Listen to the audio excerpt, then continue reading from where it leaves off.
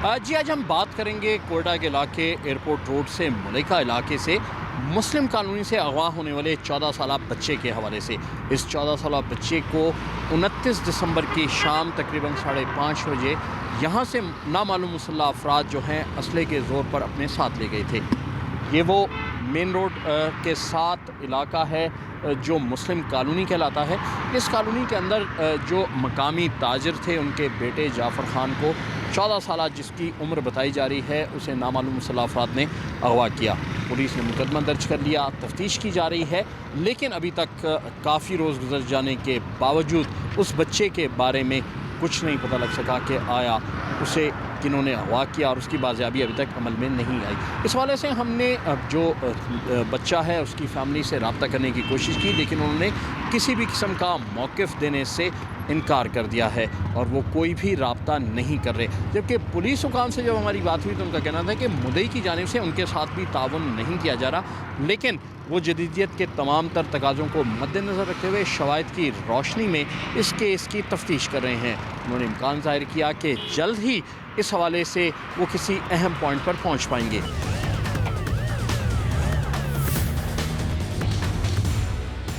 Airport road मुस्लिम colony से अगवा होने वाले 14 साल नौजवान का केस मुकदमा दर्ज होने के बाद SCIW के हवाले कर दिया गया है। इस वक्त मैं मौजूद हूँ SCIW में इंचार्ज SCIW के साथ। उनसे जानते हैं कि इस केस की तफ्तीश के हवाले से मामलात किस नहज पर हैं। असद साहब बहुत शुक्रिया टाइम देने का। ये बताइए कि क्या सूरत हाल है इस केस के हवाले से, किस नहज पर है इसकी तफ्तीश? ये एक इंतहाई हैनियस कैटेगरी का केस है और इस तरह के केसेस का माशरे पर इंतहाई नेगेटिव असरात मुरतब होते हैं। अल्हम्दुलिल्लाह कोयटा पुलिस के पास इस नौइयत के केसेस के लिए एक स्पेशलाइज्ड इन्वेस्टिगेशन यूनिट मौजूद है। वक़ूए के बाद SOP के मुताबिक FIR होने के बाद इन्वेस्टिगेशन SCIW के स्पेशलाइज्ड यूनिट के हवाले हुई। तो स्पेशलाइज्ड यूनिट जो है उसके बैकअप पर तमाम टेक्निकल टीम्स 24/7 मुतहरिक हो चुकी हैं और टेक्निकल ग्राउंड्स पर काम किया जा रहा है। जबकि इसमें CCTV फुटेज वो इंतहाई अहमियत की हामिल है और जो सिस्टर लॉ इन्फोर्समेंट एजेंसीज़ है उनसे भी मुआवनत हासिल की जा रही है। सर इस हवाले से जो मुद्दई पार्टी है उसका ताउन किस हद तक आपको हासिल है? इस तरह के नौइयत के केसेस में मदई मुकदमा का भरोसा जीतना या मदई मुकदमा का इन टच रहना या उनकी तरफ से फीडबैक मिलना इंतहाई ज़रूरी होता है। अनफॉर्चुनेटली अभी तक मदई मुकदमा की तरफ से हमें कोई ताउन हासिल नहीं है, जिसकी वजह से जो है ना तफ्तीश मुतासिर भी हो रही है। इस केस में आपका पुलिसिंग का तजर्बा भी है, तफ्तीश का तजर्बा भी है। आपको क्या लगता है कि बज़ाहिर इस केस में क्या मामलात है कि मुद्दई मुकदमा भी से परसू नहीं कर रहा और आपकी तहकीकात अभी तक किस नहज पर है? तहकीकात की बात अगर की जाए तो अभी इंतहाई इनिशियल स्टेज पर है। इन्वेस्टिगेशन हमारी इंतहाई इनिशियल स्टेज पर है, जिसकी वजह से जो है ना वो जो पहलू हैं वो शेयर करना इस वक्त मुनासिब नहीं है। केस में जो ही जो है ना जो भी कोई जो है ना मालूमात मज़ीद हासिल होंगी या तफ्तीश आगे जाएगी तो हम इंशाल्लाह मज़ीद जो है ना कुछ शेयर करने के काबिल होंगे आपसे। क्या इसमें कोई ऐसा क्लू या कोई ऐसी चीज़ मिली हो कि कोई कारोबारी लेन देन का तनाज़ा है या कोई दुश्मनी है, कोई ऐसा? मतलब ये एक मैंने आपको कहा ना कि इसमें अभी फ़िलहाल हम लोग टेक्निकल ग्राउंड्स पे वर्कआउट कर रहे हैं, तो मज़ीद इसमें कोई चीज़ जो है ना या कोई मालूमात शेयर करना इंतहाई इनिशियल स्टेज है इन्वेस्टिगेशन की, तो इस तरह की कोई भी इंफॉर्मेशन शेयर करना कबल अज़ वक्त होगा। इंचार्ज SCIW का कहना था कि जो तफ्तीश है वो इस वक्त इब्तदाई मराहिल में है। ऐसे मौके पर कुछ मालूमात जो उनके पास हैं वो शेयर करना न सिर्फ ये कि जो मग़वी है उसके लिए परेशान कुन होगा, मदई मुकदमा जो हैं इस हवाले से मुद्दई को भी इस हवाले से बहुत से तहफ़्फ़ुज़ात का एहसास कर सकते हैं। लेकिन एक पॉइंट जो उन्होंने सबसे अहम बताया कि मुद्दई की जानिब से उनके साथ किसी किस्म का कोई ताउन नहीं किया जा रहा, जो कि बहुत अचंभे की बात है। आइए देखते हैं कि इस सिलसिले में मज़ीद पेशरफ्त किस तरफ चलती है। गुज़िश्ता साल 2025 के दौरान कोयटा में तकरीबन 175 अफराद को असले के ज़ोर पर अगवा किया गया, जिसमें लेन देन का मामला भी था और उसके साथ साथ तावान की अदायगी के बाद भी कई लोग मंजर आम पर आए। इस साल जो गुज़िश्ता साल चल रहा था उसकी 29 दिसंबर को भी एक 14 साल नौजवान को एयरपोर्ट रोड से अगवा किया गया। उसका केस इस वक्त SCIW के पास मुंतकिल कर दिया गया है। उस हवाले से जो तफ्तीश है वो तो अपने मराहिल तय करेगी, लेकिन बहुत से जो पॉइंट्स हैं तफ्तीश के वो अभी भी अधूरे हैं। इस हवाले से आने वाले दिनों में जो तफ्तीशी टीम है, जो आईओ है, वो इस तमाम राजों से पर्दे उठाएंगे और उम्मीद है कि इस बच्चे को बाहिफाजत बाजियाब करवा लिया जाएगा। इस वक्त जो सूरत हाल है कि तमाम तर जो जदीदियत के निज़ाम हैं उसको भुरुए कार लाया जा रहा है। प्रोग्राम जुर्म सज़ा के लिए कैमरामैन अकमी रॉजर के साथ सलमान अशरफ, कोयटा। प्रोग्राम जुर्म सज़ा के लिए डेरा गाजी खान से मैं हूँ सलीम बुज़दार। डेरा गाजी खान में चंद रोज़ पहले एक खौफनाक वाक़या पेश आता है जिसमें खामिंद अपनी बीवी को ज़िंदा जला देता है और बीवी को इस तरह ज़िंदा जलाता है कि उस बीवी से 16 साल पहले उससे शादी होती है उसकी और 16 साल तक उसे औलाद नहीं होती। तो औलाद न होने की वजह से वो दूसरी शादी करता है कि दूसरी शादी से शायद औलाद हो जाए, जिसके बाद दूसरी बीवी ने एतराज़ करना शुरू कर दिया कि इसको घर से निकाला जाए, जिस पर उसने उसे घर से निकाल दिया था। ये खातून कुछ दिन अपने भाइयों के साथ रहती है, मगर वहाँ भी जिस तरह से उसे देखा कि उसकी कदर नहीं की जा रही है, जिसकी वजह से वो वहाँ से दोबारा वापस अपने खामिन के घर आ जाती है और यहाँ पर आकर वो उसको जो ना मुसलसल तंज़ तशनी का सामना होता है और तशद्दुद का सामना करना पड़ता है। मुकदमे के मुताबिक जो है ना वो जो FIR दर्ज की है मक़तूला के भाई ने, उसमें उसने इल्ज़ाम लगाया है कि पहले दूसरी बीवी, सास और शोहर सब ने मिलकर उसे उस पर कमरे में बंद करके पहले उसे तशद्दुद का निशाना बनाते रहे, उसके बाद जो है ना उसे डीजल डाल के ज़िंदा जला दिया। डेरा गाजी खान के देही और शहरी इलाकों में अक्सर ये देखा गया है कि ख़वातीन के साथ इस तरह के वाक़यात रिपोर्ट्स हो रही हैं और कई सालों से हो रही है और मुसलसल हो रही है, लेकिन यहाँ पे कोई ख़वातीन के हकूक़ के लिए आवाज़ बुलंद करने वाला बहुत कम नज़र आते हैं लोग। और इससे मुताल्लिक भी जो ख़वातीन, सबसे बड़ा मसला ये है कि ख़वातीन अपना ऊपर होने वाले मज़ालिम को सामने नहीं ला सकती हैं। वो इस कदर उनको दबा के रखा हुआ है तो वो बाहर निकल के अपने हक़ के लिए आवाज़ बुलंद कर नहीं सकती, ना उनको घर से बाहर निकलने की इजाज़त दी जाती है, ख़ुसूसन देही इलाकों में। चूँकि ये भी दरख्वास्त जमाल खान का इलाका था, वहाँ पर यह खौफनाक वाक़या पेश आया। इस औरत को, जिसका नाम ज़रीना था, उसको जब जलाया गया तो ज़ख्मी हालत में उसे यहाँ डेरा गाजी खान के अलामा इक़बाल टीचिंग हॉस्पिटल सरकारी अस्पताल है वहाँ लाया गया, लेकिन उसका जो है ना वहाँ पर जो है ना वो चूँकि यहाँ पे बर्न यूनिट ही नहीं है डेरा गाजी खान में, तो बर्न यूनिट ना होने की वजह से वो जो है ना उसे मुल्तान रेफर कर दिया जा रहा था कि मुल्तान बर्न यूनिट उसे ले जाया जाए, लेकिन वो ज़ख्मों की ताब ना लाकर रास्ते में ही दम तोड़ गई है। और यहाँ पर हॉस्पिटल में उसने जो वीडियो बयान दिया अपना, उसमें मैंने ये मौक़िफ़ अख्तियार किया कि उसे जो है ना वो उसकी सौतन और उसके शोहर और उसकी सास ने मिल के कत्ल कर दिया, जिसकी रोशनी में बाद में पर्चा भी दर्ज हुआ। इस सारी सूरत हाल में एक इंसान किस तरह इतना बड़ा दरिंदा बन सकता है, किस तरह इतना खौफनाक सूरत हाल उसके अंदर पैदा हो जाती है, वो कौन से दिमागी केमिकल्स हैं जिनकी कमी या बेसी से इंसान इस कदर अंधा हो जाता है कि इंसान को कत्ल कर दे और कत्ल भी इस तरह कि जिंदा जला देता है। इससे मुतल्लिक एक माहिर नफ्सियात से भी बात करेंगे कि इंसान पर ऐसा कौन सी कैफियत तारी हो जाती है या कौन सी कोई मेडिकल जो है ना वो कोई मेंटल हेल्थ के इश्यूज है, क्या है असल में।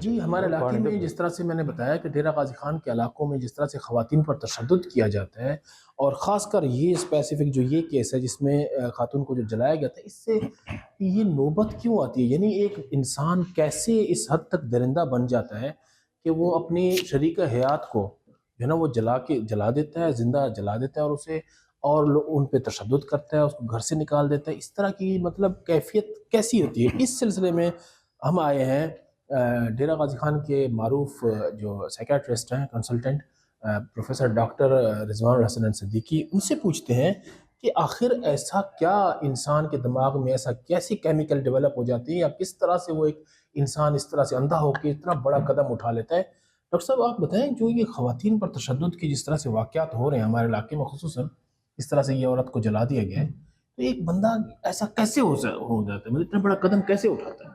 जी, thank you so much Salim Buzdar, ये बड़ी इंपॉर्टेंट बात की आपने। एक नफ्सियाती बीमारी है जिसको हम कहते हैं डिल्यूजन ऑफ इनफिडेलिटी या ओथिलो सिंड्रोम भी कहते हैं। उसमें मरीज़ को ये लगता है भाई मेरी बीवी का करैक्टर ठीक नहीं है, इतना ज़्यादा डोमेस्टिक वायलेंस हो जाता है, मर्डर तक की नौबत आ जाती है। एक नफ्सियाती बीमारी है, इसका इलाज होना चाहिए और जो भी एक्सट्रीम तक जाता है وہ سارے نفسیاتی مریض ہوتے ہیں. تو ان کو ایویلیویٹ کرنا چاہیے، ان کی اسیسمنٹ ہونی چاہیے اور ان کا پراپر ٹریٹمنٹ ہے. ٹریٹمنٹ ایسے اینٹی سائیکوٹکس دیتے ہیں، میڈیسن دیتے ہیں، اور ساتھ CBT کوگنیٹیو بیہیویئر تھراپی کرتے ہیں، اور سوشل سپورٹ ہونی چاہیے. لوگوں کو نہیں پتہ کہ یہ بیماری ہے اور اس کا علاج ہے.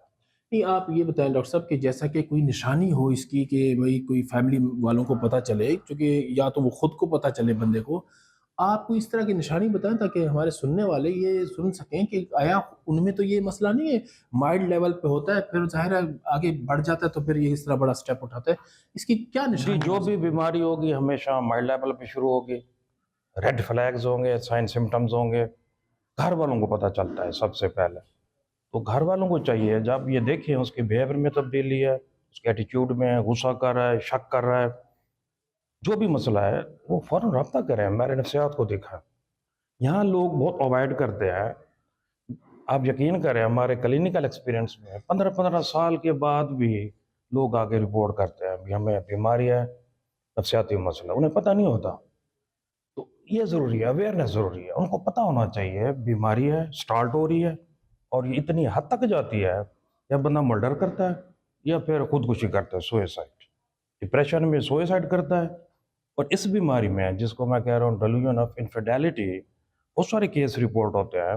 ہسبینڈ اپنے شوہر کو، اپنی بیوی کو قتل کر دیتا ہے اس شک کی بنیاد پہ اس کا کریکٹر ٹھیک نہیں ہے، اور اسے فکسڈ فالس بلیو ہوتا ہے، یقین ہوتا ہے اس کو. نہیں وہ تو ٹھیک ہے، لیکن یہ بھی تو ڈاکٹر صاحب ایک بہادری جس کو ہم کہتے ہیں یا بے وقوفی جو بھی کہیں، یا یہ جس طرح آپ بتا رہے ہیں کہ بیماری ہے، ایک بندہ، ایک انسان ایک چھوٹی سی کسی چیز کو مارتے ہوئے 10 دفعہ سوچتا ہے. انسان کو کیسے مارتا ہے، وہ کون سی چیزیں ڈیولپ ہو جاتی ہیں جو بندہ مار جاتا ہے؟ جی، یہ بیماری ہے سائیکوسس. اس میں ان کو یہ یقین ہوتا ہے یہ میرا دشمن ہے، اسے مارنا چاہیے. بہت ساری بیماری، بائی پولر ہے، اسکیزوفرینیا ہے، اس میں یہ پیرانوائڈ ہو جاتا ہے. اور ڈوپامین ایک لیول ہے جو آپ بات کر رہے ہیں، کیمیکل اتنا بڑھ جاتا ہے جو آؤٹ آف کنٹرول ہو جاتا ہے، کنٹرول ان میں نہیں رہتا.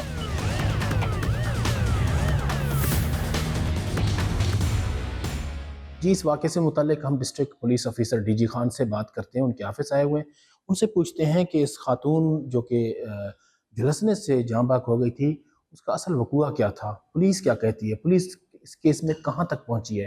اس سلسلے میں ہم DG خان صادق بلوچ صاحب سے بات کرتے ہیں. یہ کس تھانے کا وقوع ہے اور کب کا وقوع ہے اور اس پہ کیا پیش رفت ہوئی سر پولیس کی؟ جی، ہماری تحصیل کوٹ چھٹا ہے، اس کا ایک تھانہ ہے درخواست جمال خان. وہاں کا یہ انسیڈنٹ ہے 28 نومبر 2025 کو رات کو یہ انسیڈنٹ رپورٹ ہوا تھا، جس میں ایک خاتون زرینہ بی بی نے یہ رپورٹ کی تھی، بلکہ ان کے گھر والوں نے رپورٹ کی تھی کہ اس نے ممکنہ طور پہ خودکشی کی کوشش کی ہے، اور خودکشی بھی اس طرح کہ اس نے اپنے اوپر ڈیزل چھڑک کے خود کو آگ لگا دی. اور اس وقت گھر کے اندر جو موجود افراد تھے وہ اس کا شوہر تھا، محمد عمر اس کا نام ہے، اور محمد عمر کی دوسری بیوی تھی جس کا نام زبیدہ ہے. ان دونوں نے اطلاع دی تھی کہ جی اس نے یہ ایکٹ کیا ہے، جس کے اوپر پھر 1122 کی ٹیم گئی، پولیس پہنچی اور پھر ان کو چوٹی ہسپتال لے جایا گیا. وہاں جا کے عورت نے جو ابتدائی سٹیٹمنٹ دی ویڈیو میں، اس میں اس نے یہی کہا کہ جی یہ گھر کے ہمارے جھگڑے ہیں. بنیادی طور پہ یہ ڈومیسٹک وائلنس کا کیس تھا، جس میں وہ خاوند جو کہ خود بذات ایک مزدور ہے، جو کہ علاقے سے دودھ اکٹھا کر کے پھر مختلف جگہوں پہ جا کے اس کو بیچتا ہے. اس نے 2 شادیاں کر رکھی تھیں. پہلی شادی کو 12-13 سال ہو چکے تھے، دوسری شادی کو 2-3 سال ہو چکے تھے. پہلی شادی 12-13 سال میں وہاں سے کوئی اس کی اولاد نہیں تھی، اور پہلی بیوی کی ہی اجازت سے پھر اس نے دوسری شادی کی تاکہ اولاد ہو جائے، اور دوسری میں بھی اس کی کوئی اولاد نہیں. لیکن گھر میں جس طرح سوتنوں کا آپس میں جھگڑا ہوتا ہے وہ بھی ہوتا تھا. تو اس شام کو بھی اسی طرح ہوا کہ وہ جب مزدوری کر کے واپس آیا تو اس نے دیکھا کہ دونوں بیویاں آپس میں جھگڑا کر رہی ہیں. اس نے دونوں کو سمجھایا اور ایک طرح کی تھریٹ کی کہ تم آپس میں ٹھیک طریقے سے نہیں رہتی تو میں تم دونوں کو طلاق دے دوں گا. تو ابتدائی طور پہ یہی کہانی تھی کہ جس پہ اس کی جو بڑی بیوی ہے اس نے دل برداشتہ ہو کے اس نے خود پہ تیل چھڑکا اور اس کو آگ لگا دی. اب رپورٹ کرنے والا بھی وہی خاوند تھا، اس کو ابتدائی طور پہ آگ بجھانے والا بھی خاوند تھا، اور 1122 کی ٹیم کو بلانے والا بھی وہی تھا، پولیس کو اطلاع کرنے والا بھی وہی تھا. ساتھ اس کا ایک اور بھائی ہے جس کا نام رمضان ہے.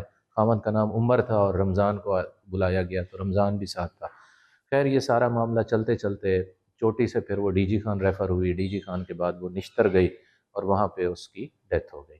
تو ایک سٹیٹمنٹ جو اس نے چوٹی میں دی تھی اس میں اس نے کہا کہ جی مجھے میں نے دل برداشتہ ہو کے میں نے خودکشی کرنے کی کوشش کی ہے۔ اس میں سر میں آپ کی معذرت، اس میں یہ تھا سر کہ جو ہمارے پاس ویڈیو ہے اس کے مرنے سے پہلے کی ویڈیو، اس میں وہ یہ کہہ رہی ہے کہ جو نا وہ میرے فلاں فلاں لوگ اس میں انوالو ہیں، اس بیس پہ کارروائی ہوئی ہے جو اس ویڈیو کلپ کی بنیاد جی پہ؟ ابتدائی طور پہ تو ہم نے 324 کا پرچہ دیا، 3 بندوں کے خلاف دیا، ایک اس کا خاوند عمر اور ایک اس کا دیور رمضان اور ایک اس کی جو عمر کی دوسری بیوی تھی چھوٹی بیوی زبیدہ کا۔ 324 کیس سے کیا مطلب ہے سر؟ 324 یہ کہ اقدام قتل، انہوں نے اس کو قتل کرنے کی کوشش کی، پھر جب اس کی ڈیتھ ہو گئی تو اس کو پھر ہم نے 302 میں کنورٹ کیا۔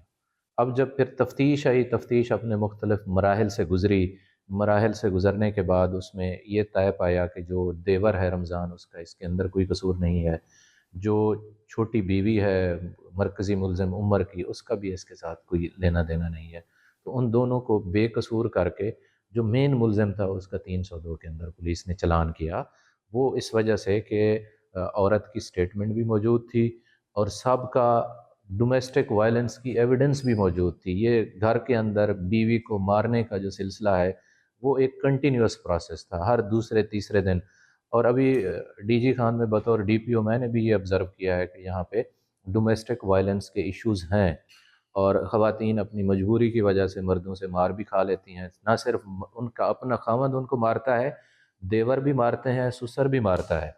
تو یہ والا جو وائلنس ہے، اب ظاہر ہے ایک بیوی اگر مار کھا رہی ہے اپنے خاوند سے یا اپنے دیور سے یا اپنے سسر سے، اور اس کو پھر یہ اجازت بھی نہیں ہے کہ وہ کسی فورم پہ جا کے وہ اپنی رودات کسی کو بتائے، اپنی فریاد کر سکے، تو یہ اس طرح کا ایک کیس تھا۔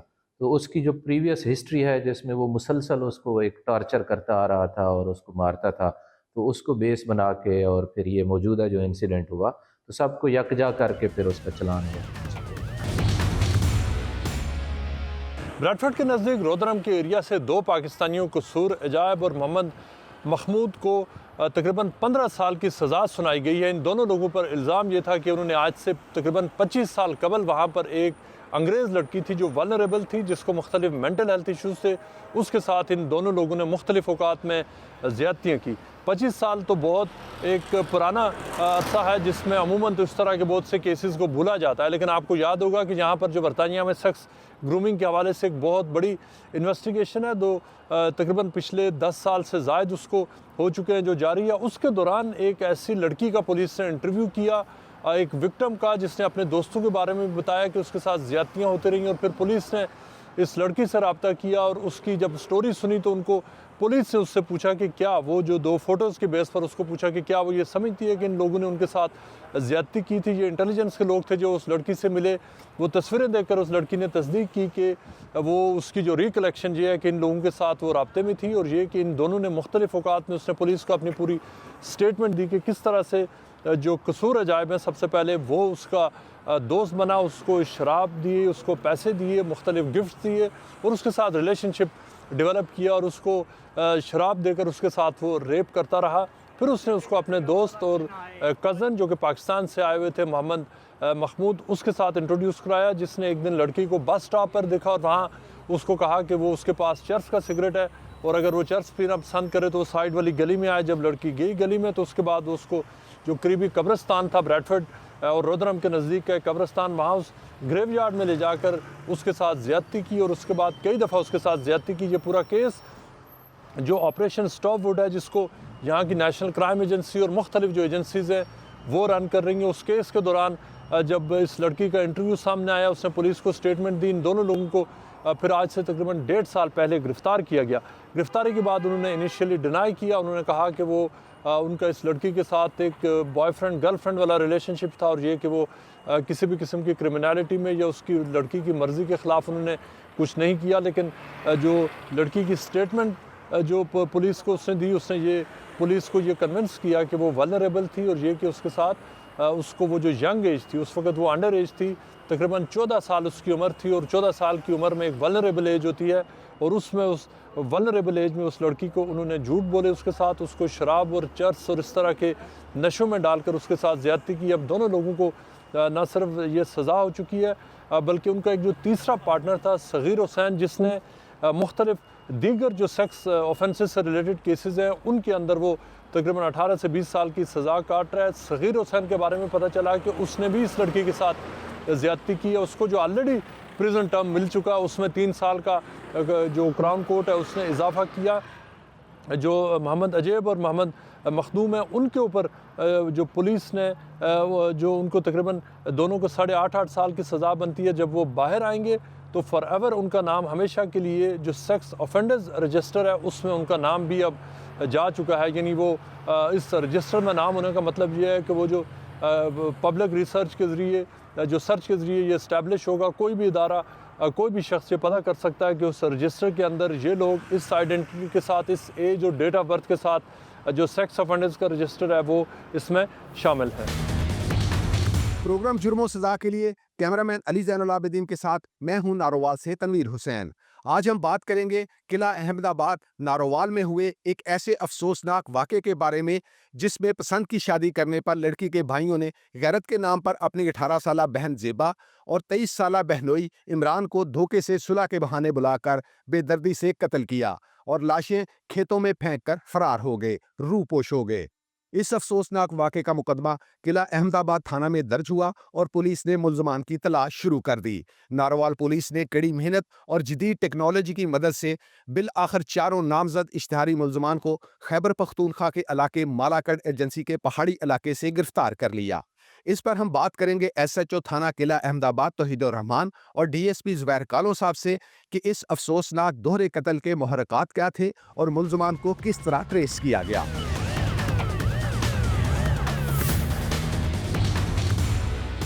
جی، اس وقت میں موجود ہوں تھانہ قلعہ احمد آباد میں۔ ہمارے ساتھ موجود ہیں ایس ایچ او تھانہ قلعہ احمد آباد توحید الرحمان صاحب۔ ان سے بات کرتے ہیں کہ انہوں نے اس مشکل ٹاسک کو کس طرح انجام دیا اور ملزمان کو کس طرح گرفتار کیا۔ السلام علیکم توحید صاحب۔ جی وعلیکم السلام۔ یہ کس طرح آپ نے گرفتار کیا؟ بڑا مشکل ٹاسک تھا۔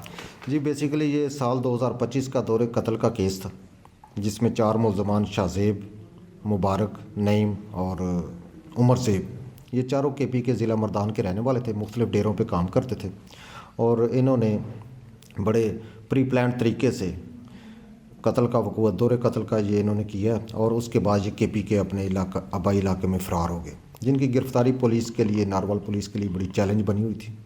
جناب ڈی پی او صاحب نارووال نے خصوصی ہدایات اور ان کی رہنمائی میں ہم نے ضلع مردان، لور دیر، بنیر اور مالاکنڈ ایجنسی کے مختلف علاقوں میں ہم نے ان کی ریکی اور ان کا سراغ لگایا اور فائنلی ہم نے ان کو علاقہ تھانہ درگئی کے علاقے میں ان کو ہم نے ٹریس آؤٹ کیا، جو کہ پہاڑی علاقے میں رہ رہے تھے، جہاں کہ آئے روز لا انفورسمنٹ ایجنسیز وہاں آپریٹ کرتی ہیں۔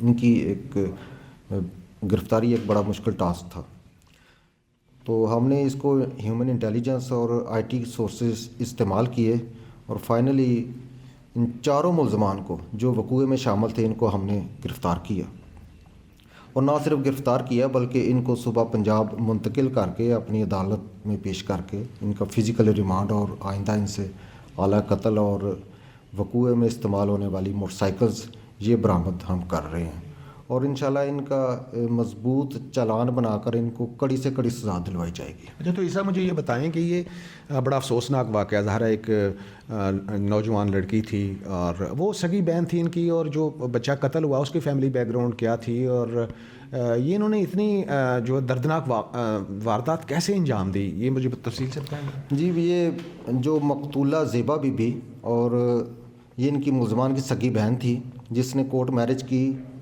عمران نامی لڑکے کے ساتھ جو پنجاب کا رہنے والا، اور اس کا ان ملزمان کو گہرا رنج تھا اس شادی کا۔ پہلے ملزمان نے مقدمہ درج کروایا 365B کا، جو چونکہ زیبا کے بیان 164 کی روشنی میں اور دوران تفتیش یہ مقدمہ خارج ہوا۔ اس بات کا ملزمان کو گہرا رنج تھا، جنہوں نے ان دونوں کو صلح کے بہانے بلایا اور ان کو بڑی بے دردی سے قتل کر کے ان کی لاشیں باہر کھیتوں میں پھینک کر اور خود کے پی کے فرار ہو گئے۔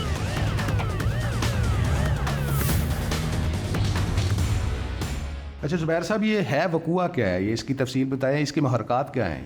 جی یہ اصل میں تھانہ احمد آباد میں ہمیں یہ وقوع رپورٹ ہوا. عامر نامی کمپلینٹ میں ہمیں رپورٹ کیا کہ جی میرا بھائی اور بھابھی جو ہے نا وہ اس کے گھر والے اس کے جو بردر ان لاز ہیں وہ صلح کے بہانے, کیونکہ ان کی شادی کا ڈسپیوٹ تھا. بیسیکلی اصل میں مسئلہ یہ تھا کہ انہوں نے شادی اپنی مرضی سے کی ہوئی گھر والوں کی مرضی کے خلاف.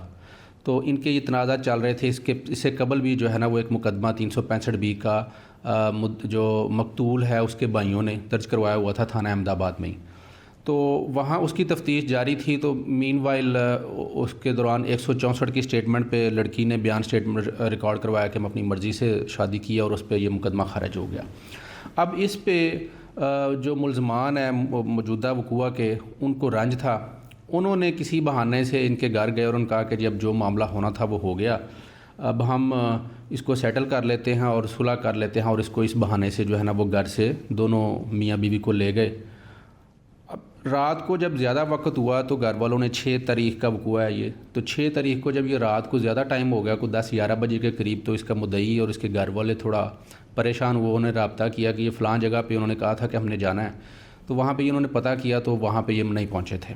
مین وائل ان کو پتہ چلا اور ان کے جو ملزمان ہیں وہ ایک جگہ سے نکلتے ہوئے دوڑتے ہوئے نظر آئے, اور انہوں نے بتایا کہ جی وہ ان کے حلیے سے اور ان کی تیاری سے بھی لگ رہا تھا کہ کوئی وقوع کر رہے ہیں.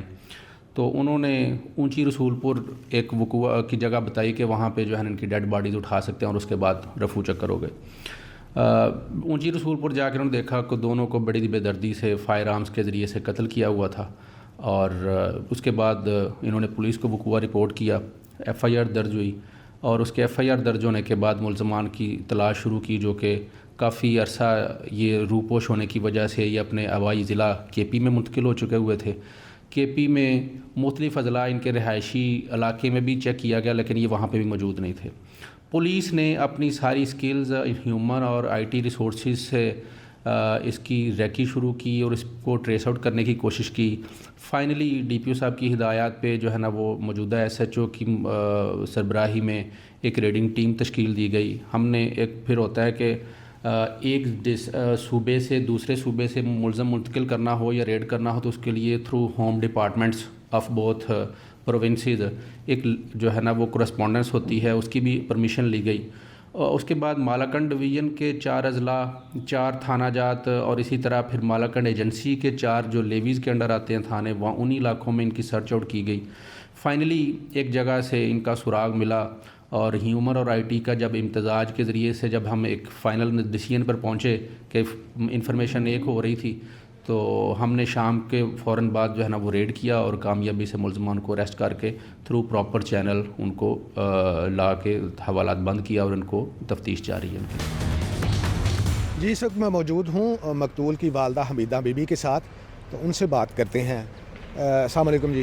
وعلیکم السلام. یہ تہاڈا پولیس نے کی تعاون کیتا, ملزم تہاڈے پھڑے گئے نے؟ ہاں جی بہت اچھا تعاون کیتا ہے ساڈے نے پولیس نے. تے ملزم پھڑے گئے نے, ہن کی کہندے ہو تسی؟ ہن میں کہنی مینوں انصاف چاہیے, میرا جوان بیٹا ہی, مجھے انصاف چاہیے. نہ جی بڑی بڑی مہربانی, نہ سان نہیں اس ملازم دا میں دے سکتی, اینوں پھڑ کے لیندا, یہ مہربانی بڑی. مانچسٹر کے نزدیک پریسٹن کراؤن کورٹ میں 3 برٹش مسلمانوں کو سزا ہوئی, اور ان پر الزام یہ ہے کہ انہوں نے برطانیہ میں اور خاص طور پر مانچسٹر کے ایک ایریا میں وہاں پر جو مقامی یہودی آبادی ہے, جوئش کمیونٹی کے اوپر بہت بڑے پیمانے پر ان کو وہ قتل کرنے کا ارادہ رکھتے تھے, جس سے ان کی پلاننگ یہ تھی کہ درجنوں یا کئی سو کے حساب سے یہودیوں کو دہشت گردی کے حملے میں مارا جائے. ان میں 3 لوگ ہیں وہاں پر جو پریسٹن کراؤن کورٹ میں جن کو ٹرائل کے بعد جن کی کنوکشن ہوئی ہے, ان کو کتنے عرصے کے لیے اب جیل میں رہنا پڑے گا اس کا فیصلہ تو اس سال فروری کے آخر میں ہوگا. لیکن جو کیس کی ڈیٹیل سامنے آئی ہیں اس کے مطابق اس پلاٹ میں 3 لوگ انوالو تھے, جن میں 2 سگے بھائی تھے, ولید سدوئی اور بلال سدوئی, اور ان کے ساتھ تھے جو تیسرا جو پلاٹ میں جو کولیبریٹر تھا اس کا نام ہے عمار حسین. اور یہ جو ایک انڈر کور جو برطانوی جو سیکرٹ سروسز ہیں اس کے ایک انڈر کور آفیسر بھی ان کے ساتھ شامل تھا, جو بظاہر ایک دہشت گرد تھا, جو ایک ایکسٹریمسٹ مسلمان بن کر ان کے ساتھ شامل تھا اور جو یہودیوں کے خلاف ویوز رکھتا تھا.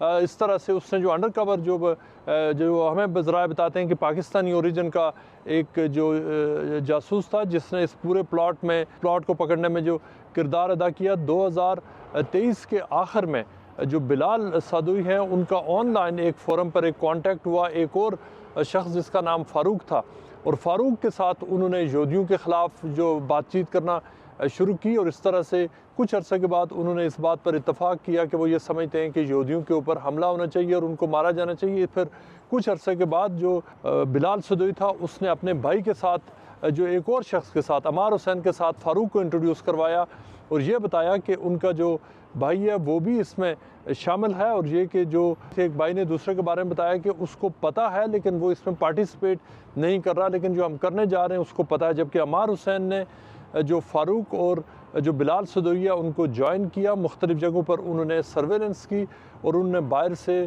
ویپنز بھی منگوائے جو انہوں نے یہودیوں کے اوپر حملوں میں استعمال ہونے تھے.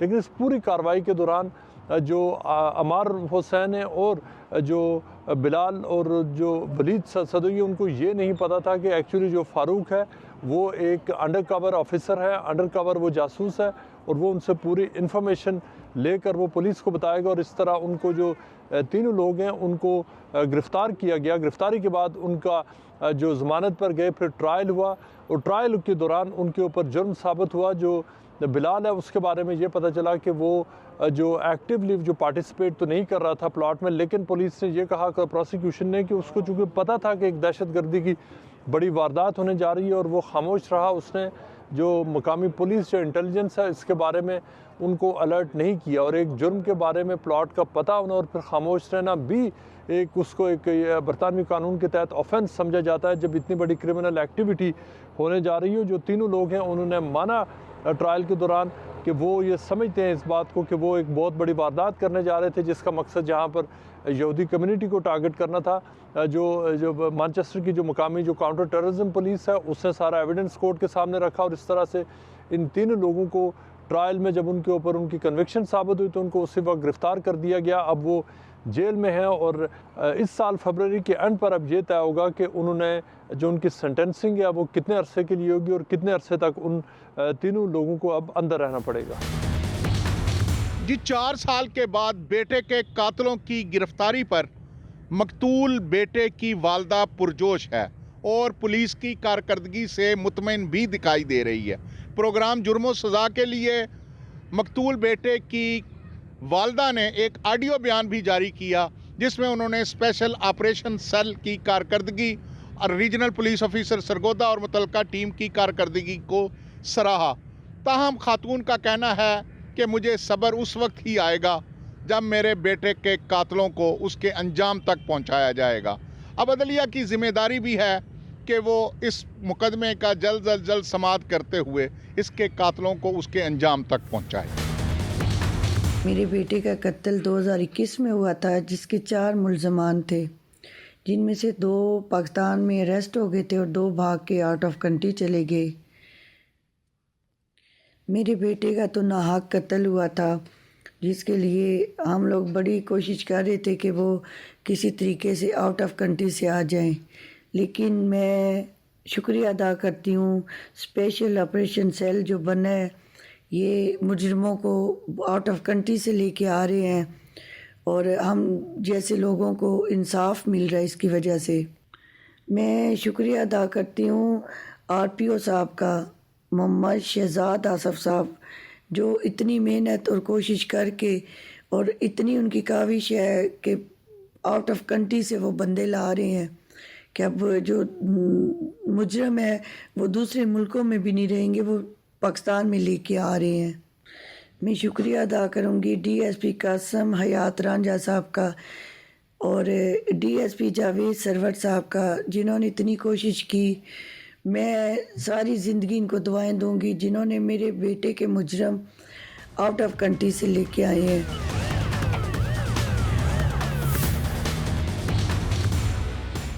جی سرگودا کی تحصیل بھیرا میں 4 برس قبل نوجوان کو اغوا کرنے کے بعد اسے انتہائی بے دردی سے قتل کر دیا گیا. قتل کرنے کے بعد مقدمہ کے ملزموں کا پولیس نے 4 سال تک تعاقب کیا. مختلف مقامات پر یقیناً چھاپے مارے گئے ہوں گے, लेकिन 4 बरस के बाद इंकशाफ हुआ कि मुलजम तो बैरून मुल्क फरार हो चुके हैं, लेकिन पुलिस ने मुलजमों का बैरून मुल्क भी ताक़ब नहीं छोड़ा। उनका डाटा इकट्ठा किया तमाम सोशल मीडिया के ज़रिए, दीगर इंफॉर्मेशन से, और ईरान में जाकर इस मुकदमे के मरकज़ी मुलजमान को गिरफ़्तार किया गया। इस वक्त स्पेशल ऑपरेशन सेल के सरबराह जो हैं, फोकल पर्सन जो है, वो डीएसपी कासिम रांझा हमारे साथ मौजूद हैं। एक तो सबसे पहले हम उनसे पूछेंगे कि ये इंतहाई बेदर्दी से कत्ल की वारदात हुई कैसे और इसका पस मंज़र क्या है, कत्ल क्यों किया गया, उसके बाद हम अगली बात करेंगे। जी डीएसपी साहब, बहुत ही बेदर्दी से एक नौजवान को 4 बरस कबल भेरा में कत्ल किया गया, लेकिन बज़ाहिर अगवा की एफआईआर दर्ज की गई। ये क्या बैकग्राउंड है इस वाक़े का? जी, ये अक्टूबर 2021 में एक इन्फॉर्मेशन हमारे पास एक इतला आती है कि इसमें एक बच्चा जो है वो लाहौर गया था अपनी वालदा के पास, तो वापस नहीं आया, जिसकी अगवा की एफआईआर 2021 में दर्ज होती है। उस वक़्त पुलिस अपने तरीके से इसकी पूरी एफर्ट करती है, इसके इश्तिहार शुरू होगा, जेल से इसका रिकॉर्ड चेक किया गया, मुख्तलिफ़ अस्पतालों से, ईदी सेंटर से, हर जगह से चेक किया गया कि कहीं इसका कोई सुराग मिले। तो ये क्योंकि एक अगवा का केस था तो हमारे लिए चैलेंज था उस वक़्त, लेकिन इसकी कोई इन्फॉर्मेशन नहीं मिलती। लेटर ऑन 2022 में हमें ये इतला मिलती है कि इसमें ये जो बच्चा है इसको कत्ल कर दिया गया है। तो इसके पीछे 2 मुलज़म जो थे, एक आतिफ़ और एक नासिर, इनको हम अरेस्ट करते हैं तो ये बताते हैं कि ये हम 4 लोग थे जिन्होंने मिल के इसको कत्ल किया, क्योंकि इनकी आपस में कोई दुश्मनी थी उस वजह से। तो उसके बाद कत्ल करने के बाद उन्होंने वहाँ से दूर जाके एक जगह पे, एक बाग में, इसकी नाश जो है उसको गड्ढा खोद के वहाँ पे उसको दबा दिया। तो इनकी निशानदेही पे 2022 में हमने वो पुलिस ने वहाँ से वो नाश बरामद की, और उसके बाद 2 मुलज़म जो हैं, ये आतिफ़ और नासिर, ये अरेस्ट हो गए। इन्होंने पूरी अकरस बता दी, और इनके जो 2 हमराई मुलज़म थे, हसन जलील और फ़खर अब्बास, वो तब तक भाग के वो ईरान जा चुके थे। तो पुलिस के लिए एक चैलेंज था, तो उस पे उनसे, उनके जो इन दोनों मुलज़मान के वो रेड नोटिस जारी हुए, और ईरान की गवर्नमेंट के साथ हमने ये प्रोसेस जो है, चीज़ें वहाँ सेटल करनी शुरू की। तो वहाँ पे हमें कुछ इन्फॉर्मर मिले और उन्होंने बताया कि ये वहाँ पे ईरान में काम कर रहे हैं और वहाँ पे ये रह रहे हैं। तो वहाँ पे हमने अपनी इन्फॉर्मेशन इंटरपोल के ज़रिए ईरान से शेयर की, जिस पे ये ईरान में अरेस्ट हुए, और उसके फिर हमने इनका एक्स्ट्राडिशन भेजी, एक्स्ट्राडिशन फ़ाइल भिजवाई, और वहाँ से एक्स्ट्राडाइट करवा के हम इन दोनों को भी पाकिस्तान वापस लाए। अच्छा, मैं पूछना चाहूँगा कि इस मुकदमा का जो मुद्दई थे, उन्होंने मुकदमे को कितना फॉलो किया, और दूसरा ये पूछना चाहूँगा कि आपको कैसे पता चला कि मुलज़म ईरान पहुँच चुके हैं? जी, ये इनकी जब ट्रैवल हिस्ट्री चेक की तो उसमें ये आया कि ये मुलज़म जो हैं वो ईरान चले गए हैं। कानूनी जी जी जी, ये यहाँ से वकूआ करने के फ़ौरन बाद यहाँ से भाग के ईरान चले गए थे। तो उसके बाद हमने इनका रेड नोटिस जारी करवाया। जहाँ तक ये इनके बात है, इस बच्चे की वालदा जो है उसने बहुत पैरवी की है, वो यहाँ पे अक्सर जो है आरपीओ साहब के पास भी पेश हुई। तो हमने वैसे भी हम across the board her case पे काम करते हैं, तो इस पे ज़्यादा फोकस इस वजह से भी था कि सिंपथीज़ भी थी कि एक जवान बच्चे को इस तरह बेदर्दी से कत्ल कर दिया। ईरान से पाकिस्तान आ चुके हैं? दूसरा मैं पूछना चाहूँगा, क्या किसी और वाक़यात में तो ये मुलव्वस नहीं पाए गए अब तक? जी, ये जो मुलज़मान है ये ईरान से वापस आ चुके हैं पाकिस्तान में, और जहाँ पे वो चलान हो के अभी जेल में है।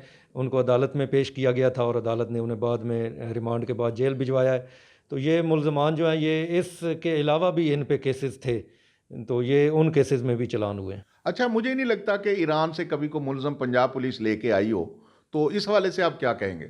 जी जी, मलक साहब, बहुत अच्छा क्वेश्चन आपने किया। ये बहुत अहम बात है कि ये ईरान से पंजाब पुलिस जो है वो पहली दफ़ा जो मुलज़मान है वो कानूनी तकाज़े उनके पूरे करते हुए वापस पाकिस्तान लाई है।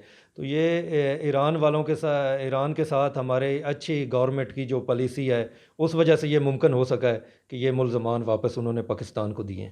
اب مزید کوئی ملزم بھی ہیں جو بیرون ملک بھاگے ہوئے ہیں, ان کے لیے کوشش ہو رہی ہے؟ جی جی, ابھی ملزمان ہیں جو بیرون ملک ہیں, وہاں پہ 16 ملزمان ہمارے مختلف ممالک میں اریسٹ بھی ہیں جن پہ ابھی کام ہو رہا ہے, اور اس کے علاوہ اور بھی ملزمان ہیں جن کے ریڈ نوٹس جاری ہیں اور ان کی اریسٹ کی ہم وہاں پہ کوشش کر رہے ہیں.